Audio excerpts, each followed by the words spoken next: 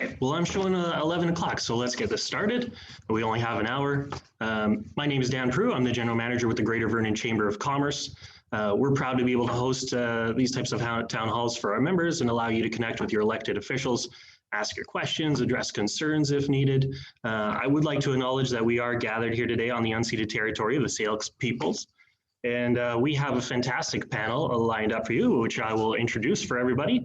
So in alphabetical order here, we have Victor Cumming, who's been the mayor of the city of Vernon since 2018, and he is a regional district director and economist by profession. We have Jim Garlick, who's been mayor of the district of Coldstream since 2008.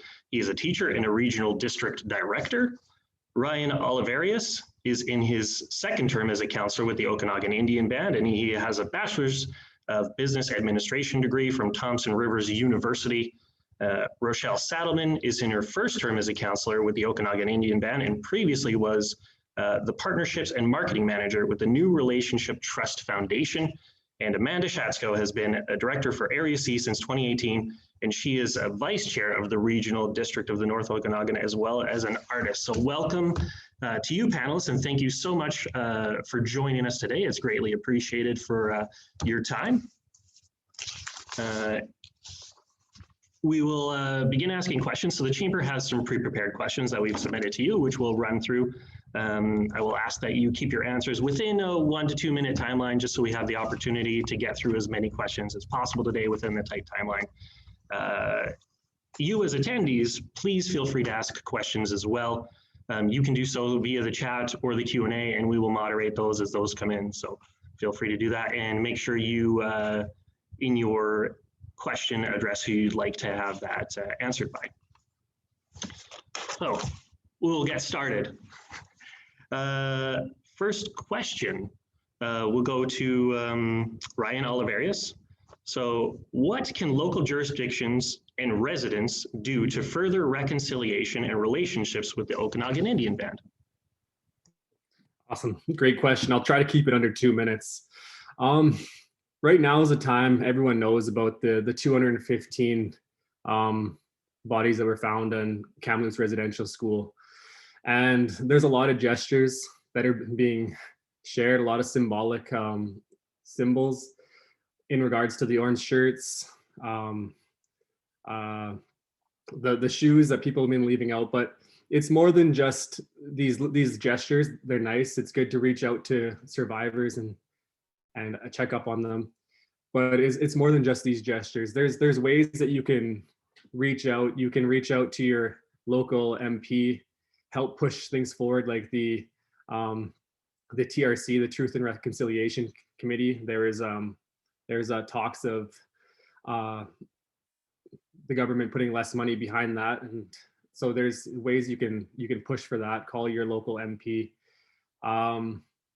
and also there's just educating yourself on some things like the Truth and Reconciliation Committee. Read those, learn about residential school, learn about the 60s scoop, learn about a lot of these things that have happened, and just sit in the uncomfortable feeling of learning these things, and learn to be a good ally. Reach out, and I guess for organizations in city of Vernon, reach out to our administration. We'd be more than happy to help you with things that you have questions in regards to culture, protocols and stuff like that. And then also just teaching your children these things. There's a big history that Canada has in regards to residential school and a lot of things that happen to First Nations people, and just teaching your children. Right now has been a silver lining for what was happened, is a lot of people are opening their hearts, opening their ears, their eyes, and really learning the truth that has happened. And we're teaching this in the schools, and that's the silver lining that I see. And it's just teaching your children a lot of these things. Like, I didn't learn about residential school and being a First Nations person. I didn't learn about these things until I was, I think, 17 years old. And both my grandparents went to that residential school and to learn about those atrocities. So just learn on how to be a good ally. And that's what I would say. So thank you. Thank you so much for your answer there, Ryan. Rochelle, is there anything you'd like to add? No, I believe that Ryan captured it all. Thank you. Okay, thank you, Rochelle. Moving on to a question for Jim Garlick. What is the District of Coldstream doing to promote a range of housing options given rising real estate costs? Right. If we had all the answers to rising real estate costs, we'd be sought after all over the world. But what we can do, our small part in our community, we have looked at what we can do through infill, anything there. For example, we have larger lots in some areas, and people have come forward the idea of subdividing those lots. And of course, there's already existing services there. It makes sense to do so. We've done it on a case-by-case basis, though, because what you find in communities, there's some areas where people are willing to do that and their neighbors don't mind it. In others where it's a very contentious issue. The other is we're looking at carriage houses. We had one come forward and we're saying, okay, we want to put something in place that is more substantial so that when requests come forward, we know what the rules are and people know what the rules are when they get into it. We are also looking at smaller lots. There's one up on Middleton, off Middleton Way, that smaller lots in that area. Also on Sarson's, another 118 units going there. Again, those are smaller lots. I think what we find in a lot of existing areas, though, we've always had pushback from the existing residents when we go to create things. We have a townhouse development that's going on down off of Kirkland Drive and Kidston Road in that area. And the fact that that was already pre-zoned, you get people that they don't want that in their area. So you move slowly, because I think if you go quickly, all you get is pushback and you're not going to go anywhere, because the population won't tolerate being told what to do. But if we can sort of slowly educate on how to do it is best. And that's the way we've been heading. The other thing is, as far as apartment buildings and such in the area, there aren't a lot of large lots in the area to put those on that exist. And that's what people be looking for. And we haven't had anything like that to this point. The place that it might go in, they actually hold a trailer park and such that is supplying a lower cost housing for people. So maybe at a future time, that would be a transition to it. Okay, thank you so much, Mayor Garlick. Appreciate that. Next question is for Amanda Shatzko. So residents voted in October 2018 to borrow funds for a Greater Vernon Cultural Center. Why has the process taken so long? And is there a plan B if a senior government grant is not successful? Hey, thanks, Dan, for the question. So the successful referendum has allowed the RDNO and the community to invest our time and resources into the project's next steps. A large capital project such as the Cultural Center actually has a lot of behind the scenes steps that occur before it can hit shovels into the ground. And so we've been working tirelessly for the last 2 years on these efforts, which include completing a business plan, funding feasibility study. We've also done visioning sessions with stakeholders, and we've been revising the funding model and discussing operational details. We've also been actively lobbying the provincial government for the $8.5 million grant, which is, I believe, the one you're referring to, at both a political and staff level. And also last night, we just passed at the board that we're putting an application for a second grant for $4 million to help ensure that the building is constructed to a high environmental standards, and community fundraising is also taking place right now. So we're acting on the direction that we were given by the public through the referendum, which is pursuing these grants to fund the project. But if our grant is not successful, then the board will have to meet again to discuss the next direction. Okay, thank you, Amanda. Next question for Mayor Cumming. So what steps would you personally like to see to streamline the city's development approval process and to enhance communications with builders and stakeholders? Thanks, Dan. One of the things that's really important as Mayor Garlick indicated, this is a fast-moving time. Some of us are a little bit older, a little bit of gray hair here. We've seen major ups and major downs over our 40 or so year career. So we're in an upswing, and it's really important for everybody to know that the development in 2020, the first quarter, was very active in Vernon, and we had a slow second quarter. And then we had a very active third and fourth quarter in Vernon. In 2021, those numbers are up again. So we've got building permit numbers that are up 48% year over year in the first quarter. So this question is arriving in the middle of a very fast moving, high demand market. And within that, we have 3 in current planning. One of them decided to take what they thought was a better job in the private sector. Well, we all know what that's like. And a second one of ours thought, gee, it'd be a really good idea to go to work for another municipality and take on some different challenges. So we've had staffing issues, and we all know when someone goes, you don't just replace them in a very short order. We've been lucky over the last 4 or 5 months. We've been able to bring 3 more on board. We've also had council say we need more staffing, so they've added 2 more on top of that. So we've got 4 now in current planning. We used to have 3. We've got 2 more coming, so we're going to have 6. That's a really good start. On top of that, council really requested for a review of our development application process, and we've got a report just completed May 25th. We had a revised version on June 14th at our meeting, available to people. And we've also, one of its recommendations was to set up a development stakeholders working group.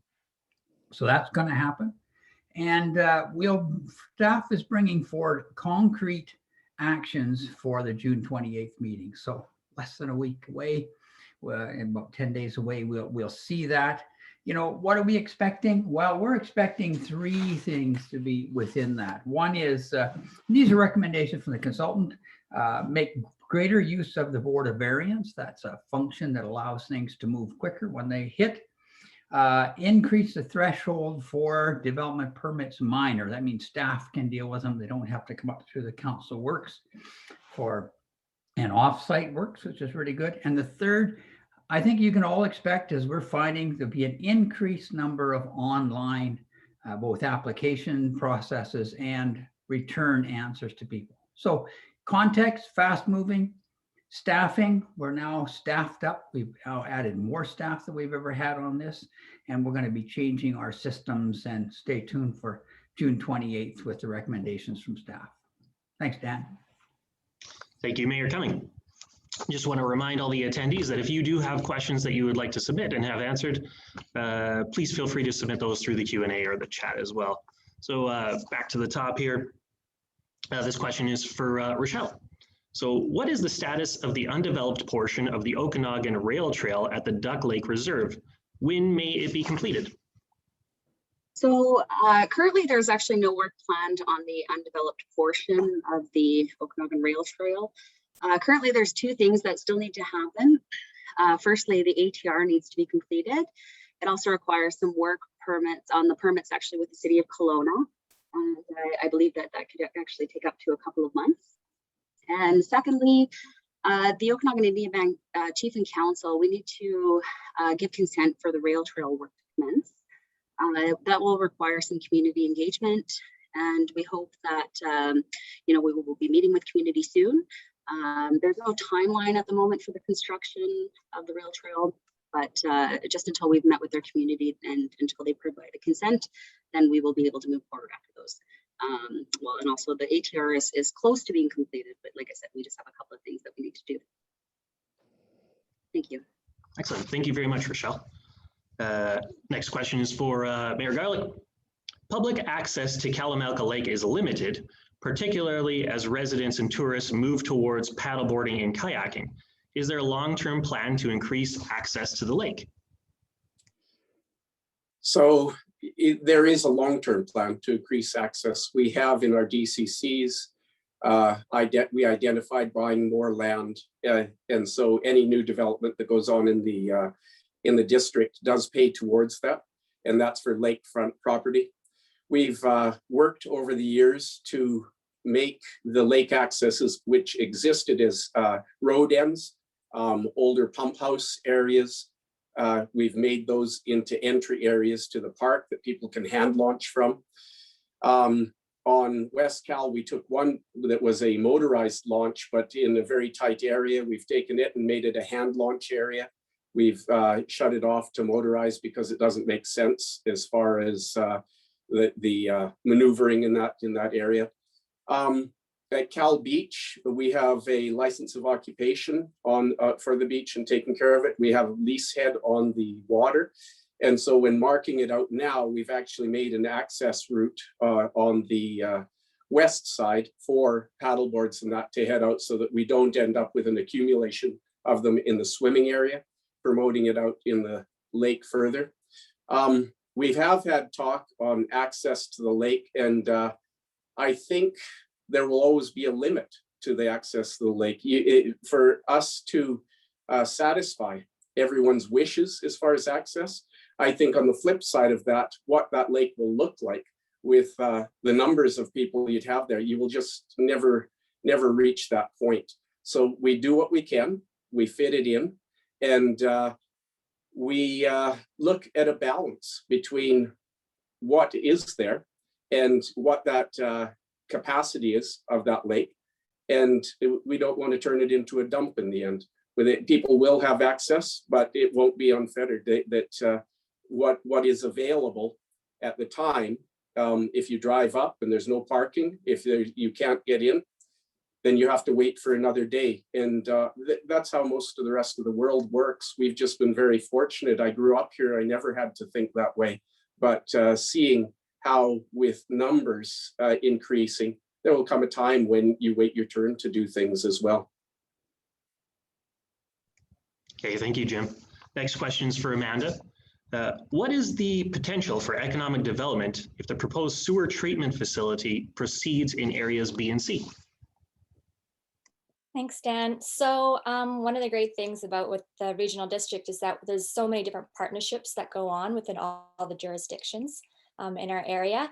And the wastewater project is actually a partnership between electoral areas B and C, plus Spalmsheen and OKIB. So the community sewer will allow the connected areas to explore new development and economic growth that is not possible when we rely on our septic systems. We have the reclaimed water from the wastewater recovery system. We're trying to give to farmers access and have additional irrigation capacity to support them throughout the drought conditions. And right now we're currently engaging with additional neighborhoods in areas B and C located east of Pleasant Valley Road and north of Silver Star Road that could connect to the sewer system. And so connecting to the sewer comes with other opportunities of adding density like carriage houses, townhouses, subdivision, and dwellings like these can actually add to the amount of affordable housing, which we all know is a tricky subject right now, what's going on. And so it would allow our areas, more people to come and live here, which is adding to our workforce and then also contributing to the economy. Thanks, Dan. Thank you, Amanda. All right, Mayor Cumming. Well, there has been a focus on housing at the lower income level. Many people in the middle income bracket cannot afford a home given real estate and rental costs. What role can the city play in ensuring access to housing for middle income earners? Thanks, Dan. Yeah, Vernon historically has been a great spot, Greater Vernon, great spot for people to come, raise families.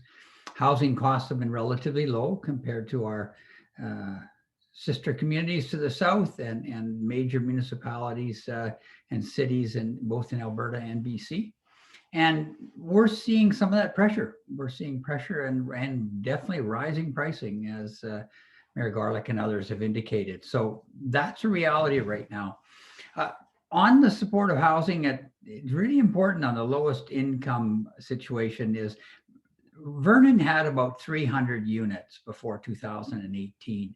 And the need for low cost housing has been really high. And with an escalation in prices, that group has grown and they're most vulnerable in our community. By 2023, with a number of the projects sponsored primarily by the province, we expected that number will go from 300 to 700. And that's really important. The second thing that's happening is because of cost of housing, lots of people are putting in suites in their homes. And we've just completed a complete overhaul of our process for secondary suites, including carriage houses. So I think that's a really important thing to create the whole housing unit as a more affordable, as well as the suite underneath. In addition to that, we are supporting smaller houses on smaller lots. Just because land costs are high, and we're held in here by the Agricultural Land Reserve and our sewer and water infrastructure. And the city does waive taxes up to 10 years in the designated revitalization tax exempt area, which is in our downtown core, extends right out through to Seton. And much to everyone's surprise, we have lowered our development cost charges. I mean, when we did that, other municipalities said, how the heck are you doing that? So we're lowering the cost per unit for those costs to hook up to systems. And our development process, which we just mentioned, has now will be overhauled dramatically, trying to take that cost part away. So what can we do? We're doing on the supply side. We're trying to assist as much as possible an increase in supply in that particular category of middle and lower income properties in the city of Vernon. Thanks, Dan. Thank you, Victor. So I just want to let everybody know that I have one more round of questions that were pre-prepared for our panelists here. And again, want to remind you that this is your opportunity to have your questions and concerns addressed. So don't hold back. Feel free to put those questions either in the chat or the Q&A. So next question goes over to Ryan. So how do you foresee economic development occurring on OKIB lands? And is there some economic development that is more favorable than others? I think I'm about to pass this over to my wonderful fellow councillor, Rochelle, to answer this one. Thank you, Ryan. So, well, this question goes without a clear answer because it really depends on who you engage or ask within the community. So it's safe to say that development that does create meaningful paying jobs would be safe to proceed in the community.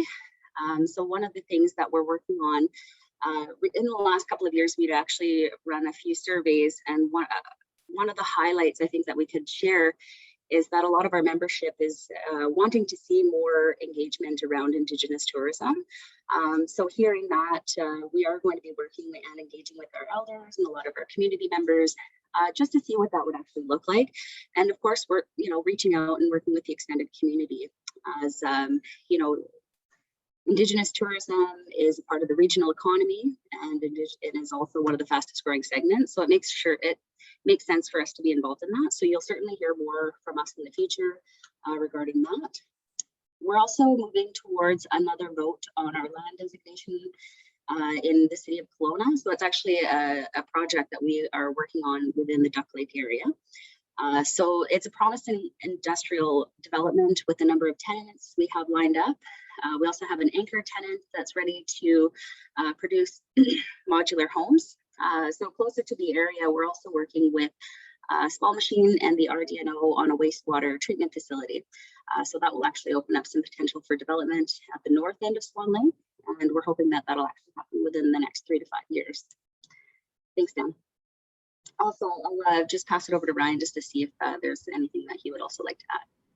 Of course. Nope, I think you covered it all. Good job.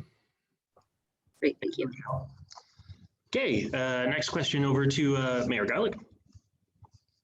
The Coldstream Town Centre plan has been around for about 20 years, but no commercial development has occurred. Is the district reconsidering land use in that area, or is the town centre plan still a priority? So reconsidering, the answer is no. The actual plan it's put in place is about 2013 that's there. It was talked about previously, maybe for 20 years, but it's like a lot of things, you put stuff in place and it takes time for it actually come to fruition. The timing might not match up with your wishes that it happen quickly, but it doesn't mean you just flip day to day. You put something in place, and that's what planning's about, is a long-term view so that people know what's there. We engaged the community when we did it. There was acceptance of it. We had 80% acceptance of it by the residents in the area when we went door to door and talked about it. We had good community engagement with it. So I think it's a matter of time waiting. It works out well that there's more or less one owner, a couple owners in that area. And the day will come when it's there and ready to go, as in other places that we've done in the past, that it's been zoned. And as mentioned previously, the townhouses down off of Kidston, that was zoned in the 90s. And now people buying around there, they know that is what's taking place there. They don't, we don't have to go through an onerous and contentious rezoning process, because when they bought there, they should know about it. And so it's no surprise when it goes up tomorrow. The same thing here, that people have been aware of it. And when it takes place, it'll be a good thing. Hey, thank you, Jim. Next question's for Amanda. So what can be done to streamline the process within Greater Vernon Water to ensure residential, commercial, or industrial developments are not delayed? Hey, thanks, Dan.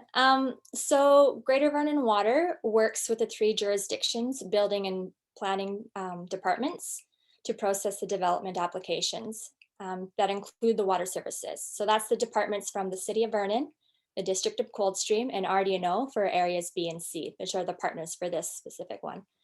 And we strive to get the customers the information they can require promptly through their development process, is where it comes through. We routinely receive applications that ask for variance to our bylaws, which means that the staff have to bring that to the board for consideration. So some of the considerations that we make when processing the applications include factors like the degree to which an application varies from our bylaws, the direction of the master water plan, and then also how the permit could affect the Greater Vernon water system as a whole. So while we're always looking for ways to make our process more efficient through staffing, new technologies, and procedures, it's also important to understand factors that may make an application take a little bit longer, depending on the request. And also that our vision is set on keeping the utility sustainable for now and for future generations. So, thanks, Dan. Yeah, thank you, Amanda. Okay, the last pre-prepared question is for Mayor Cumming. So the business license fee for retail cannabis operations is $2,000 annually, when the fee for a smaller size liquor store is $185. City staff will bring back a report this fall, but do you believe the current fee structure is excessive? Well, just before we jump into that, I just wanted to thank Amanda for her answers on Greater Vernon Water. Both myself and Mayor Garlick sit on Greater Vernon Water, so we're 3 of the 7. So I do appreciate you answering what is a very complicated question in a very prompt way. Secondly, I'd really like to recognize both Rochelle and Ryan. The Okanagan Indian Band and the City of Vernon has been involved in a process to create a working group that meets every month. And we've been at this now for about 3.5 years. And it's now being stapled into our processes. So every month we have the luxury of 2 councillors from Okib and myself and Councillor Munn from City of Vernon, and both of us provide at least 1, often 2 senior staff persons to the conversation. And I just want the community to know that this is becoming an institutionalized relationship. These are 2 governments with significant roles, slightly different mandates on some things. Poor old Okanagan Indian Band gets way too many mandates, but City of Vernon has a much narrower number. But I just wanted people to know that this is now happening on a very regular basis. And twice a year, we have council-to-council meetings, and that's a really critical thing as well. So I just wanted to have people know that this is a real critical part. And at both the Regional District and at Greater Vernon Advisory Committee, invitations have been extended now to Okanagan Indian Band to participate. And I think that's another really critical thing for the region, is that to have Okanagan Indian Band's government represented at those 2 tables. So I just wanted to make sure that people are aware of that, because these are part of those things that Amanda had commented on that are going behind the scenes and takes a lot of time for all participants, but just wanted to touch on those 2. So now off to cannabis. Well, the city had a lot of experience with cannabis operations prior to the legalization, and we're well aware of the cost to process applications, to assist with the development and the follow-up. So that's why we set it at the price we did. And and what's happened since then, of course, with legalization is we've got a lot of cannabis stores in many different jurisdictions. So that has made it an interesting process over the last 2 or 3 years, as that sector of our economy is now moving to a more formal development. And with that, we become far more aware of what that takes and how well it fits in neighborhoods, both commercial and otherwise. And so we're in a completely different position than the council was before we joined it in 2018. Struggling with this whole concept of what will happen when we legalize cannabis. And I think it's beginning to settle, and I think we're getting clear about what that is. And we're looking forward to staff bringing back information to say, okay, now we know completely differently than we did 3 or 4 years ago. And we're pleased. We see it, other jurisdictions who are on this presentation who are trying to adjust to that as well. So thanks for the good question. Thank you, Victor. So now we're moving into questions from our attendees. And the first one goes to Councillor Oliverius. So what steps are being taken to ensure there is sufficient housing for members of the OKIB community? Well, that's always been an issue with us, because as a First Nations band, we have to go through government funding in a lot of ways. We have to go through CMHC funding. And sometimes we're limited on the amount of housing we can get each year. We have to apply for it every year. There's been a few years where we didn't have any housing. So it's nice that we're fully staffed and we're starting to move on these projects. We just applied for some fourplexes and whatnot, and some housing, and we're successful, and we should start going ahead with that in the next year.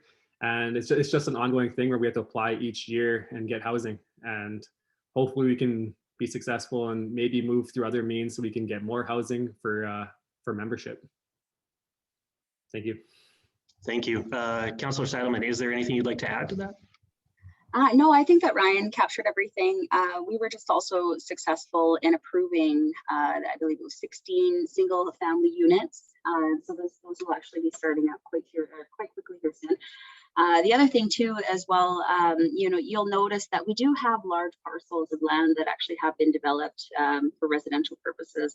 And a lot of those lands, I guess we will point out, are developed on CP. So it's essentially crown parcel land. So it's individually held individually by certain members within the community. And so a lot of the CP holders have actually been developing their lands to provide residential homes for our community members as well as our extended community. And like Ryan said, we're also looking at other avenues to, whether it's seeking out partnerships and seeking investment opportunities, as well as identifying our own potential revenues to invest in developing houses, because it's not just within our own community but also across the province. We understand that there is a shortage of housing. Thanks, Dan. Yeah, thank you, Rochelle. Next question is for Mayor Cumming. So any new projects on the horizon for the Highlands of East Hill? Short answer, no. That's in a difficult legal situation, and so we're pursuing it. We were very disappointed that it's gone that direction. We're very disappointed that development has not happened in the Highlands. What we do know is other development is happening in other parts of the city at more than an equal pace. So yes, that one development has not moved along. Others have moved very quickly. It's really important that subdivision sort of in around 175 units was expected. And already this year we've approved 141 units. So and we're not even halfway through the year. So it just shows that, yes, that's an important development. No, it's not happening. Other things are happening at pace, and that's very, very significant for us. And it's significant for us that a number of agencies within the community have really advanced this housing agenda. You'll see that right on 25th Avenue, Albert Place by CMHA is building 29 units. You can see them underway. Very nice to see. Also, Vernon seniors are adding to the McCulloch Court with 48 units there. You'll see down at the waterfront, the first big project on our, Mayor Garlick was talking about, you make a plan and then you wait for it to fill. We've had a lakeshore plan for a long time, and our very first big development is underway with Vita with their 103 unit micro suites. So that's really significant. Also, you will know that Turning Points Collaborative built a 52 unit bachelor suites called My Place, and now right beside it is going to be under construction My Place 2. So another 52 units there. So what we see is very substantial activity in other projects and other developments right across the cost spectrum. I drive up Predator Ridge. Yeah, you'll see a significant construction happening there as well as they get going on some townhouses. So yes, it is very true, but we have seen tremendous activity in all the other corners of City of Vernon. Thank you, Mayor Cumming. So this next question could go to either Mayor Garlick or Mayor Cumming, or both. How does the OKIB group of companies get on the list of potential suppliers for development projects?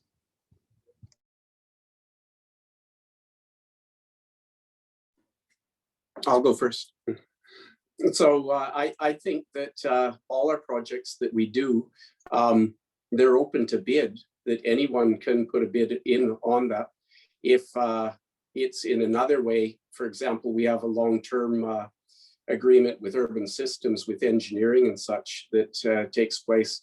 That again is through bid, but lasts for several years. But it's open for anyone to come on to there. If you wanted more details, it would be to contact the municipality and just start that conversation, I think is the easiest way. Mayor Cumming, do you have anything to add? No, our system is the same. Municipalities are required to put projects out for bid, which we do all the time. We've met numerous times with OKIB's group of companies and absolutely come forward when we have these RFPs. Our particular situation is that our capital project budget right through this stretch has been quite large. Up to $20 million of projects a year. We go out for tender quite early because we're a little bit ahead on our engineering. So, we're lots of projects will come out before the end of this year for next year. So lots of opportunities there. And I highly encourage people to have a look at those projects and come forward with significant bids. I know it would be a pleasure for us to have OKIB's group of companies doing good construction here in the City of Vernon. Yeah, go ahead, Jim. So I think that's part of this whole idea of reconciliation. How do you open up these pathways in the communication with one another, right? And start that. You look at the wealth of the country, it isn't evenly distributed, and we need to work on that. And this is right up that same path is we need to start communicating and making links so that we can work together more. Big picture. Yeah, and I'll do a follow-up on that one. What we do at the City of Vernon is we have this 4-year rolling capital plan. So we basically know what we're going to do for the next 4 years. And we share that directly with OKIB's administration. They have that 4-year rolling capital plan, partly because we use their services quite often on the archaeology side and some other steps as well in our procedures. So that's going on well. Colleen Marchand with OKIB is someone we contact regularly. And building that relationship has been critical for us. And we think that's very critical. Whenever there's archaeology work that needs to be done, we encourage the private owner to be directly in contact with Colleen at Okib and to get that underway and get that underway early. So there are some institutional things, staff to staff, where our capital plan is being shared really early, so years in advance. Okib is aware of what's coming up. And I think that's another helpful thing, like as Mayor Garlick has indicated, that having these institutional relationships that draw us together, supporting each other, I think is a very critical step. And I appreciate the openness back and forth on the capital works that we're doing. Thank you, Mayor Garlick and Mayor Cumming. The next question is for Vice Chair Shatzko. What steps are being taken to encourage economic development in the 5 electoral areas of Partieno?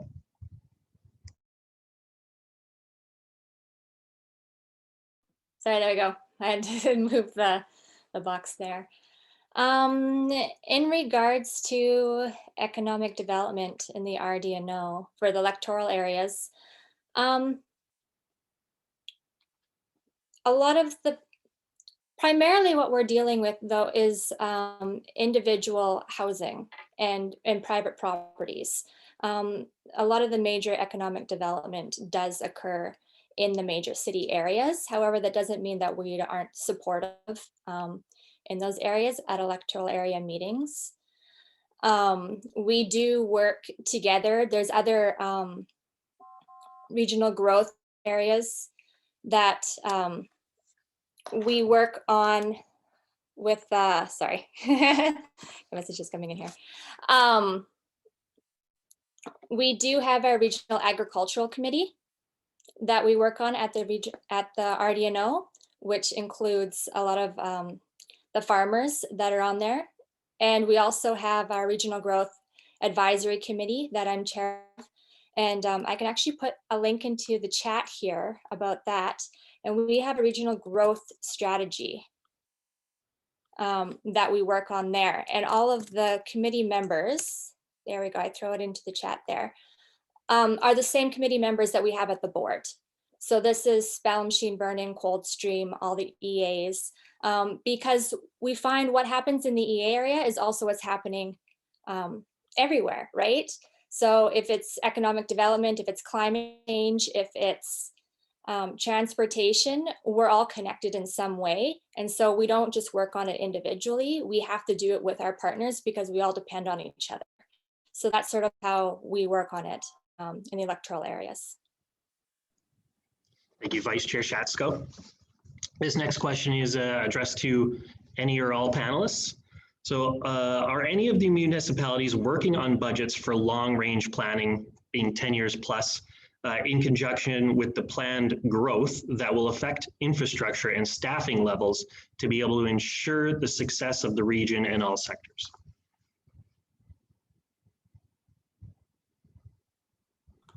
I don't mind starting first. We have what's referred to as official community plan. These sit in all municipalities and electoral areas. They're the instrument for that long range plan.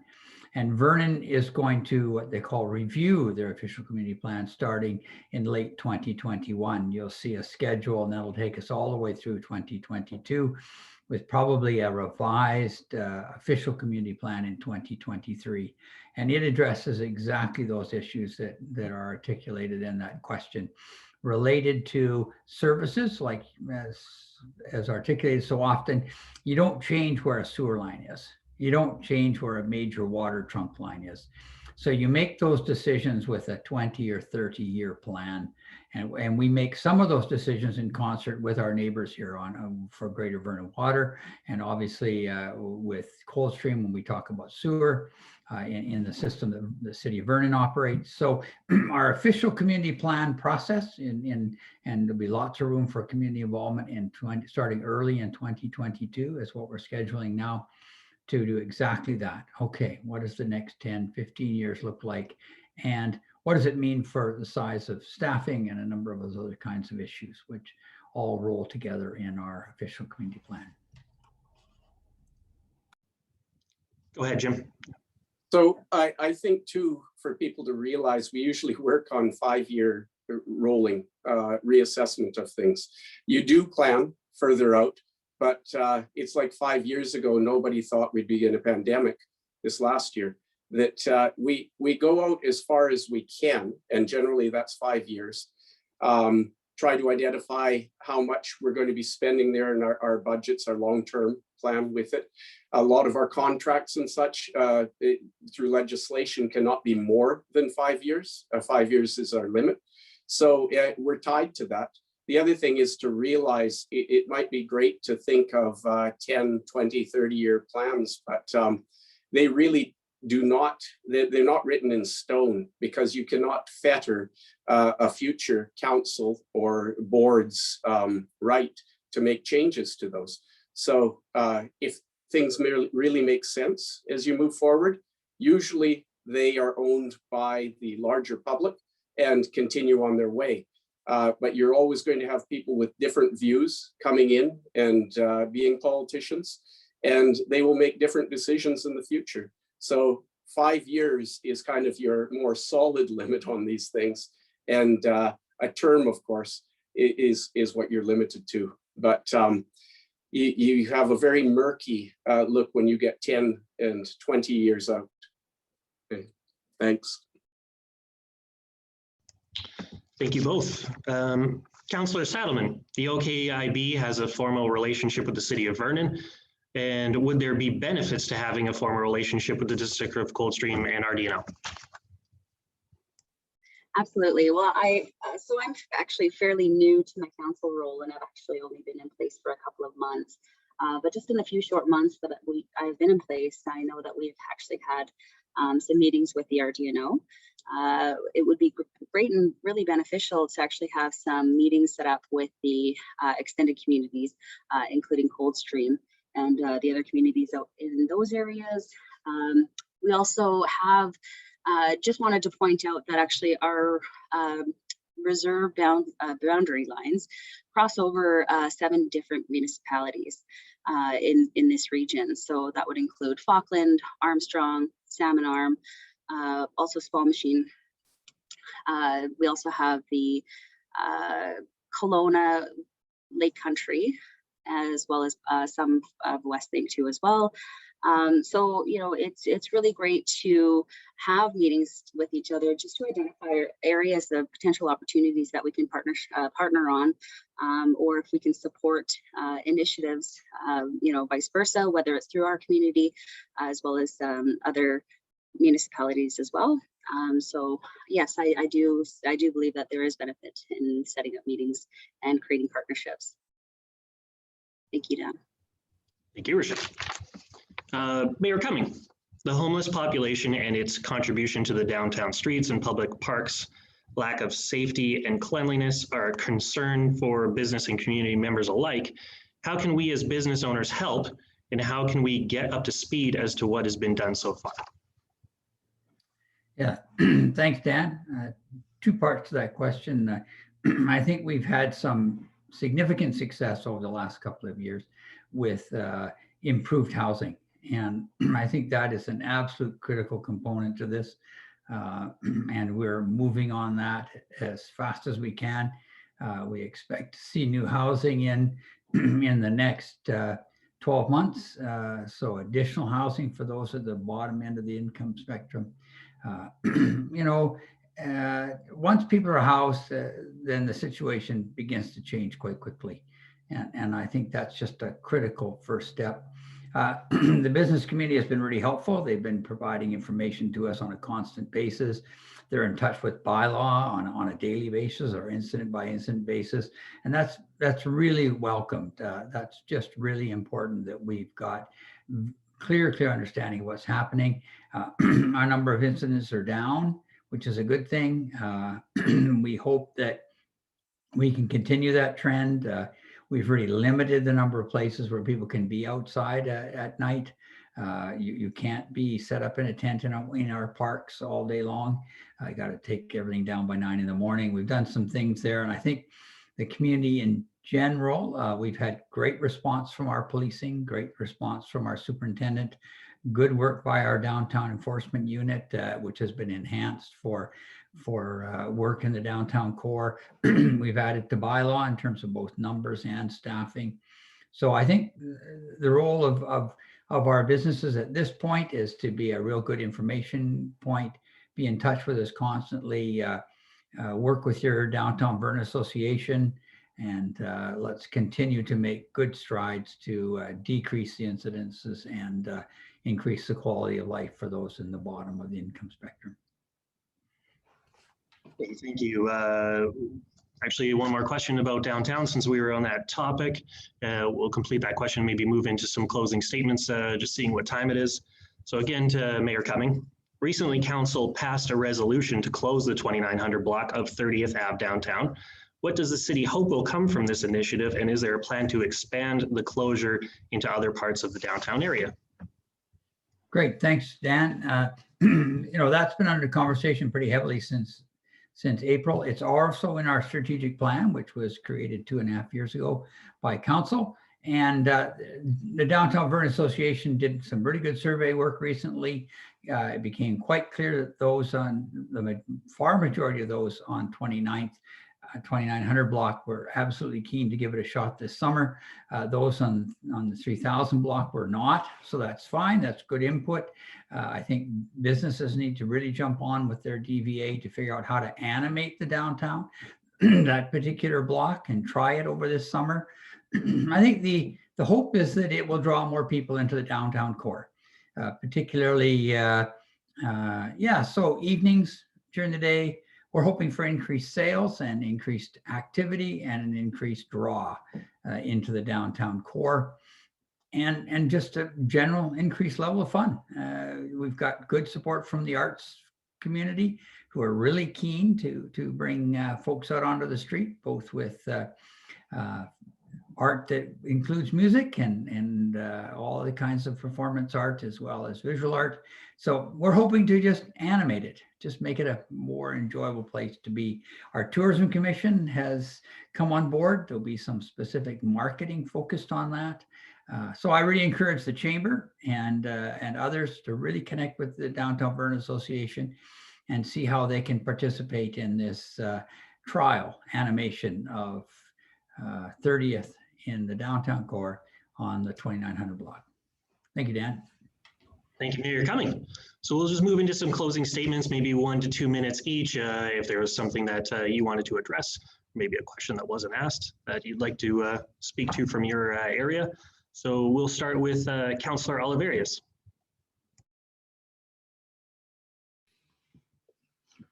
I think kind of touching on the question that was asked to Rochelle about meeting with the other municipalities, I think something like that would be good to look into. If you look at the city with the city of Vernon, like how the Okanagan Indian Band, we meet once a month, and there's been a lot of success from that. We even, back in 2019, before COVID, we were even invited to Quebec to speak at a national panel at to speak on the successes of what we have. So I think even if we look into something about to meet with RDNO or Coldstream every other month, I think something like that would be good, even if it's only for half hour. And then maybe some of the other municipalities within our area of responsibility would be good. Something like that would be, I think, beneficial to look into further. Thanks, Dan. Thank you, Ryan. Councillor Saddleman. Yes, just wanted to echo actually, while Ryan was speaking, it actually reminded me of my experience when I was living up in Prince Rupert. And while I was there, the neighboring communities, the Metlakatla as well as the Lac-Volans, had really great working relationships with their local municipality, as well as the Chamber of Commerce and many other organizations that worked within that area. And it was really amazing to see the relationships and the dynamics of those, with the communities and the support that they'd actually received from the municipalities. Quite often when new businesses were entering or starting a business in the Prince Rupert area, they would actually encourage the new businesses to reach out and engage with the Metlakatla and the Lac Lams communities. And, you know, the successes that those communities have are, you know, what they are working on, what they are involved in. They have a lot of, involvement in actually a lot of the larger projects, as we know, some of the major resource projects that are happening up there. But really what it started with was just having those close relationships, working relationships with their local municipality. Another thing that I wanted to say is that our community has formed our Okanagan Indian Band group of companies. And so it's a newly formed organization. They have been in existence for quite a few years now, but you know, they're slowly and quite fast working on expanding their portfolio. And so I really encourage, you know, folks who are interested in working and engaging, you know, on economic development opportunities to really reach out to Greg at the OKIB group of companies as well. And thank you very much once again, Dan. Of course, Rochelle. Thank you. Over to Vice Chair Shatzko. Yeah, I just wanted to echo that I think there's lots of opportunities for us to collaborate and work more so together the best way that we can. I know that typically we have traditional ways of working, and I think there's opportunities for us to open the doors and build stronger relationships with all of our partners. I also feel that coming out of COVID, there's a lot of opportunities. I know that there's a lot of people that are innovating different kinds of businesses and projects, and they can come forward to us and share those innovations.